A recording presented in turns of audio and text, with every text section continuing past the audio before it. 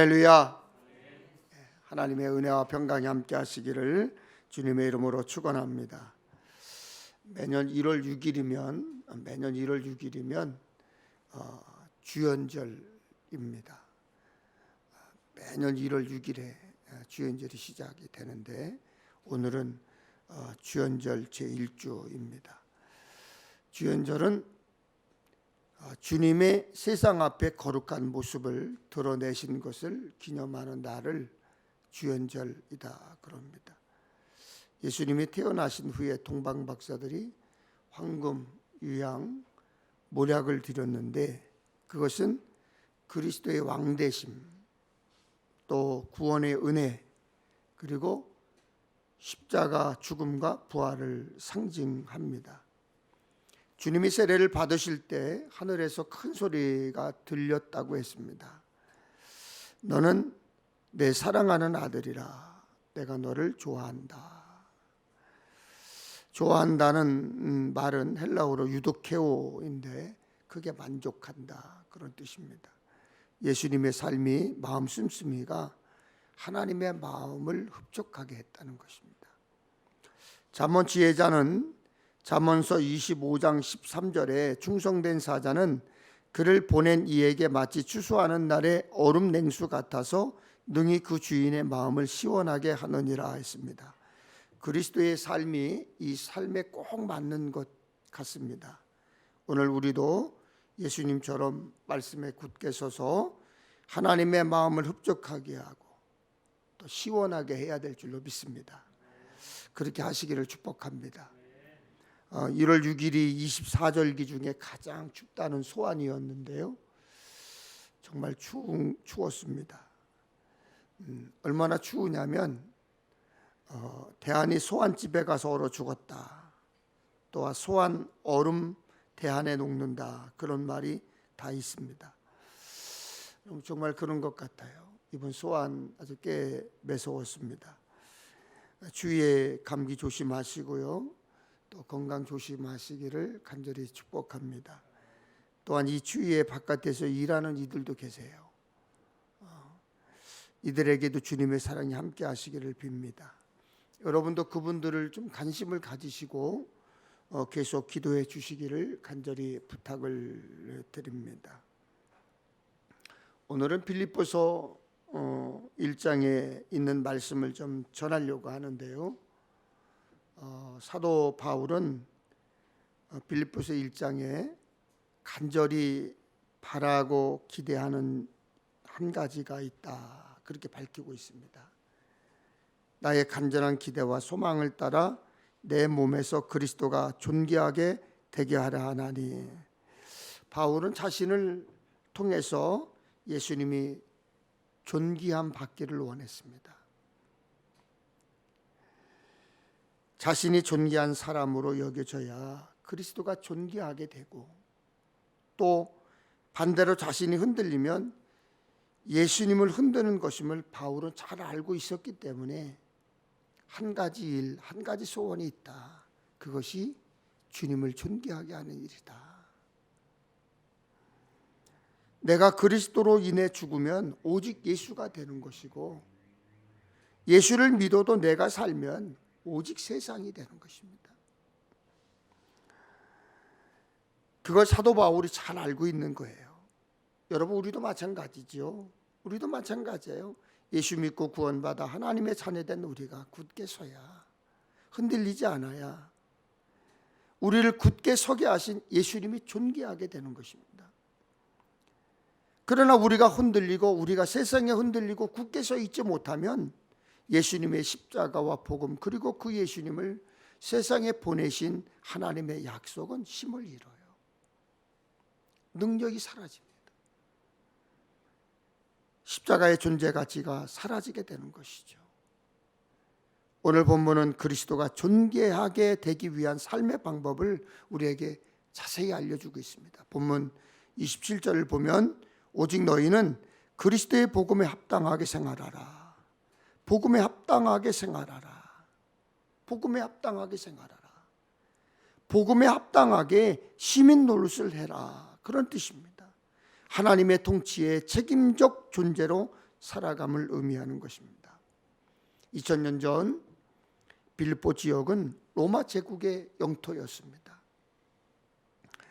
빌립보에서 로마 시민권을 가진 사람들은 아주 혜택이 굉장히 많았어요. 의회에서 투표할 수 있는 투표권이 있고, 공적 직무에 나갈 수 있는 명예권이 있었고, 자산을 소유하고 법적 계약을 체결하는 사업권 등 여러 권리를 누렸습니다. 뿐만 아니라 로마 시민은 그 누구도 함부로 고문하거나 채찍질할 수 없었습니다.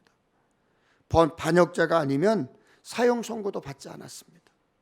물론 모든 권리에는 의무가 따르죠. 우리나라도 권리 다음에 의무가 있잖아요. 반드시 의무가 있죠. 여기도 마찬가지입니다. 로마 시민이 시민으로 인정받기 위해서는 토지세, 재산세, 또 관세, 통행세 같은 간접세도 납세를 해야 했습니다. 시민 노릇을 제대로 해야 시민으로서의 권리를 가질 수 있기 때문이었습니다. 그렇다면 예수 믿는 우리의 정체성은 분명해지는 거죠. 빌립보서 3장 20절 말씀에 우리의 시민권은 하늘에 있는지라 거기로부터 구원하는 자 곧 주 예수 그리스도를 기다리노니 했습니다. 우리의 세속적 질서는 세상 속에 살고 있는 것이지만 예수 그리스도를 통해 새롭게 열릴 세상은 하나님 나라라는 것입니다. 그렇다면 복음에 합당한 삶은 어떻게 사는 것일까요? 세상의 논리로 살아가는 것이 아니라 하나님의 논리. 세상의 논리가 아니라 하나님의 논리, 말씀에 따라 살아감을 의미하는 것입니다.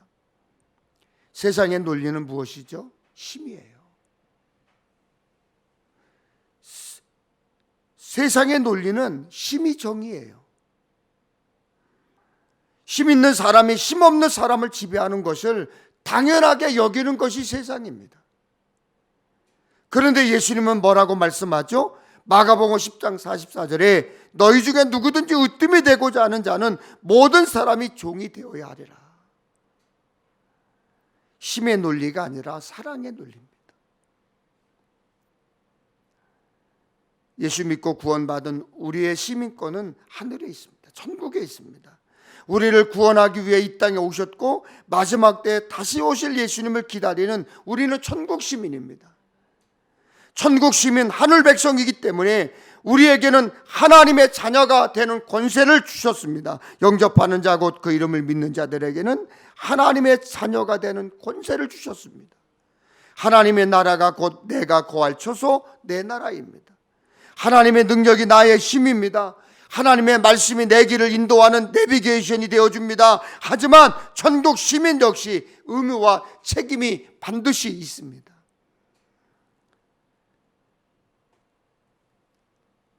시민 노릇을 해야 되는 거예요. 그럼 굳게 서서 흔들리지 않는 하늘 백성으로 복음에 합당하게 생활하기 위해서 시민 노릇 잘하기 위해 무엇을 해야 하느냐? 본문 20절을 보면 너희가 한 마음으로 서서 한 뜻으로 복음의 신앙을 위하여 협력하는 것이라고 했습니다. 한 마음으로 서라고 했습니다. 한 뜻으로 협력하라고 했습니다. 여러분, 우리 한번 생각해 보겠습니다. 이 자리에 모인 우리는 고향도 달라요. 세대도 다릅니다. 직업도 다릅니다. 그러다 보니까 취향도 다르고 관심도 다 달라요. 사고방식 물론 다르죠. 다 달라요. 근데 요즘 젊은이들, 여러분도 들어보셨겠지만 요즘 젊은이들이 많이 활용하는 심리검사가 있어요. 뭐죠? MBTI. 들어보셨죠? MBTI. 아마 여러분들도 뭐 MBTI 해본다고 그러고 막 그러실 거예요. 성격 유형 검사죠. 한 개인이 내향적인지 외향적인지, 사람과 사물을 인식할 때 오감과 경험을 의존하는지 아니면 직관이나 영감에 의존하는지, 이와 같은 기준에 근거해서 사람을 16개 유형으로 나눈 것을 MBTI라고 합니다. 그런데 서너 가지도 아니고 16개씩이나 유형을 나누는 이 검사를 놓고도 전문가들은 이런 비판을 제시합니다. 모든 사람을 몇 가지 유형이라는 틀에 집어넣는 것은 타당하지 않다. 그러니까 MBTI를 하는 것을 재미로 하는 것이지 그것이 꼭 들어맞는 것은 아니다라고 하는 것입니다. 여러분, 그만큼 사람은요 모두가 다 다르다는 거잖아요. 16가지가 아니라 몇백 개의 범주로 나누더라도 모든 사람은 분류하기란 불가능합니다. 그럼 그렇게 다른 우리가 어떻게 한마음 한뜻을 가질 수 있을까요? 영어 성경을 살펴보니까 한마음으로 서라 이렇게 번역되어 있습니다. Stand firm in one spirit. Stand, 서라는 겁니다. 어떻게 해요? Stand firm, 굳게, 흔들리지 말고 견실하게 굳게 서라는 것입니다. 그런데 옆에 다른 어구가 이어집니다. In one spirit, 한 성령 안에서 굳게 서라는 게, 한 성령 안에서. 한 마음으로 서라는 바울의 권면은 다 똑같이 생각하고 다 똑같이 말하고 모두 다 똑같이 행동하라는 게 아닙니다. 하나님이 만드신 우리는 생각이 다르고 성격이 다르고 감정도 각기 다릅니다. 다르지만 우리가 하나님의 자녀인 것을 여전히 증언하시는 한 성령 안에 거하라는 뜻입니다. 그리고 그 성령 안에서 그냥 넉넉히 머물지 말고 견실하게 굳게 마음 단단히 먹고 서 있으라는 의미예요. 바울은 빌립보를 쓰면서 이 이야기를 한 번만 하지 않았습니다.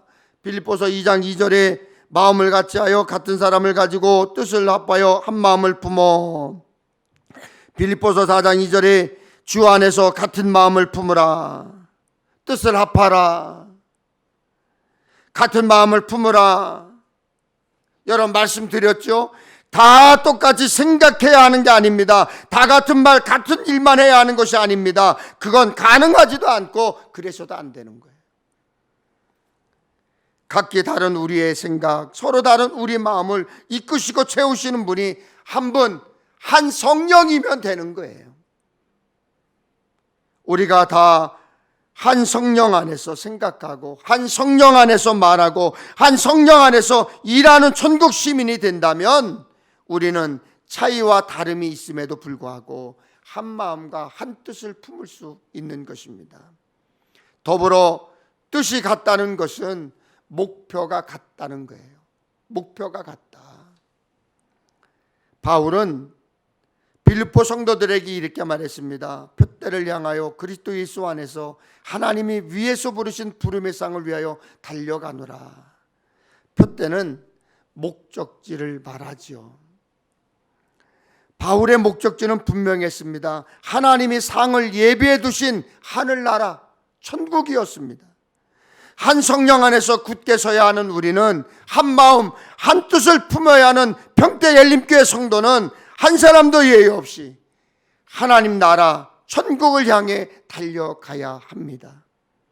가는 길은 다를 수 있어요. 누구는 돌아가기도 하고 누구는 조금 빨리 갈 수도 있습니다. 누구는 쉬운 길, 편한 길을 가지만 누구는 어렵고 고달픈 길을 가기도 합니다. 그러나 목적지가 달라서는 안 됩니다. 우리 목적지는 천국, 새하늘, 새 땅, 하나님의 나라여만 합니다. 그래야 우리가 한 마음 한 뜻을 품는 게 당연한 거죠. 가능한 거죠. 우리 교회가 속한 감리교회는 18세기 영국의 존 웨슬리 목사님에게서부터 시작됐습니다. 근데 감리교 운동이 시작된 초기에 웨슬리 목사님에게는 동역자가 있었어요.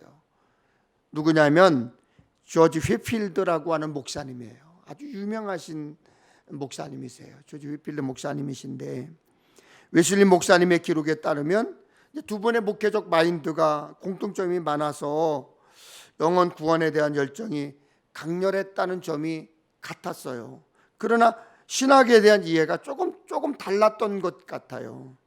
두 분이 신학이 다르다는 것을 아는 어떤 사람이 한 번은 조지 휘필드 목사님께 이런 질문을 했다고 그럽니다. 목사님은 웨슬리 목사님과 신학과 진리에 대한 이해가 다른데 두 분이 천국 가시면 서로 만날 수 있겠습니까?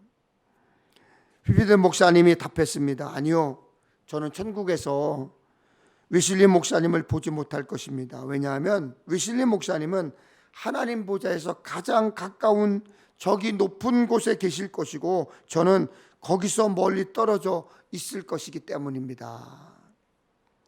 피필드 목사님은 웨슬리 목사님과의 다름을 인정했어요. 인정할 뿐만 아니라 웨슬리 목사님을 더 높게 여겼습니다. 여러분, 2023년 우리의 신앙의 주제가 굳게입니다. 굳게 서서 흔들리지 말자는 거예요. 2023년 견실하게 굳게 서서 흔들리지 않아야 돼요. 굳게 서는 것뿐만 아니라 받침대 역할도 잘해야 돼요. 높아지겠다고 고집을 부려서 받침이 될 수 없습니다. 잘났다고 자랑해서는 받침이 될 수 없습니다. 못났다고 흉을 보면 받침이 될 수 없습니다. 여러분의 가정이 하나님 나라가 되기를 원하십니까? 일터가 견고하고 견실하게 세워지기를 바라십니까? 그런 맨 밑에서 흔들리지 않게 굳게 받쳐주는 받침이 꼭 필요합니다. 그 받침 누가 되어줘야 할까요? 그 받침 누가 되어야 할까요? 교회도 마찬가지입니다. 상대를 높이지만 나는 밑으로 들어가려는 그런 받침 같은 성도들이 많아진다면 아무리 뜨거운 냄비가 우리를 짓눌러도 우리는 흔들리지 않습니다. 견딜 수 있습니다. 왜요? 제 아무리 뜨거운 냄비도요, 곧 있으면 식어버리기 때문입니다. 결국 이기는 건 밑에서 묵묵히 받치고 있는 받침입니다. 얼마 전 눈길을 끄는 이런 기사가 있었습니다. 기사의 제목이 이랬습니다. 45년간 오른손 번쩍 들고 산 인도 남자, 도대체 왜?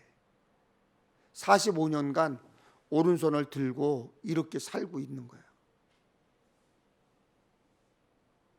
45년간. 여러분 생각해 보세요. 잘 때나 일할 때나 누울 때나 밥 먹을 때도 45년간 오른손 들고 이렇게 살고 있는 거예요. 도대체 왜? 제목이 그거예요. 도대체 왜? 세 자녀를 두고 은행에서 일하던 평범한 한 인도 남성이 지난 1973년 자신이 믿던 신에게 스스로를 바치기로 결심하고 혼자 산에 들어갔대요. 그리고 오른팔을 들고서는 지금까지 한 번도 내리지 않은 채 지내고 있다. 그런 기사였습니다. 재미있는 건 기사의 마지막 줄에 기록된 내용이었습니다. 그에게 영감을 받은 많은 사람들이 그처럼 팔을 들고 지내기 시작했다. 하지만 아무도 그의 기록은 깨지 못했다. 기사의 주인공뿐 아니라 많은 사람이 신을 위한 행동이랍시고 한쪽 팔을 들고 살았다는 거예요. 그렇게 살기 시작했다는 거예요. 저는요, 이 기사를 보고 떠오르는 성경의 한 장면이 생각이 났습니다. 출애굽기 17장에 나오지요. 애굽을 벗어난 이스라엘 백성들이 루비딤에서 아멜렉과 싸우지요. 당시 이스라엘은 산 꼭대기에서 모세가 손을 들면 승기를 잡고 모세가 손을 내리면 불리해지는 경험을 했습니다. 그렇다면 그때 이스라엘 백성이 전부 다 산에 올라가서 모세처럼 두 손을 높이 들고 있어야만 했을까요? 하나님은 모두가 똑같이 손만 들기를 바라지 않으셨습니다. 산 위에서 모세가 손을 들었다면 산 밑에서는 여호수아가 아멜렉을 향해 칼과 창을 겨누고 싸워야 했습니다. 모세가 여호수아가 마음이 나뉘어졌기 때문이 아니라 둘이 뜻이 달랐기 때문 아니었습니다. 한 사람은 손을 들고 한 사람은 전투에 임했지만 둘은 같은 마음이었습니다. 똑같이 가나안이라는 목적지를 품고 있었고 똑같이 하나님의 말씀과 하나님의 능력으로 싸우겠다는 마음이 있었습니다. 하나님께 굳게 서기 위해 우리는 한 마음으로 서야 합니다. 우리가 그러나 모두가 똑같이 손을 들 필요는 없습니다. 누군가가 산 위에서 손을 든다면 누구는 산 밑에서 치열한 전투를 치러야 합니다. 누군가 주목받는 그릇이 된다면 누구는 묵묵히 붙잡아주는 받침이 되어야 합니다. 아론과 울처럼 높이던 모세의 팔이 내려오지 않도록 팔을 붙잡는 사람도 있어야 됩니다. 그러기 위해서 교회에서 여러분 큐티책을 사주면서까지 큐티하자는 거예요. 말씀을 읽고 말씀의 은혜 받고 말씀으로 내 삶을 내 인생을 해석해야 그리스도 안에서 바르게 살 수 있는 거예요. 어떤 것이 옳은 길인지 영 분별이 생기고 지혜와 안목이 생기는 거예요.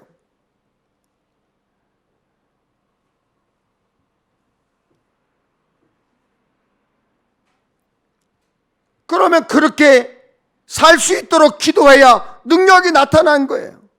말씀으로 내 인생을 해석하지 못하니까 반대로 내 삶을 내 인생으로 말씀에 자꾸 해석하려고 하는 거예요. 그러니까 오랫동안 신앙생활을 했어도 똥인지 된장인지 구별하지 못해요. 세상은 흡족하게 할지 몰라도 사람은 시원하게 할지 몰라도 하나님의 영광을 가리고 하나님의 마음을 아프게 하는 거예요.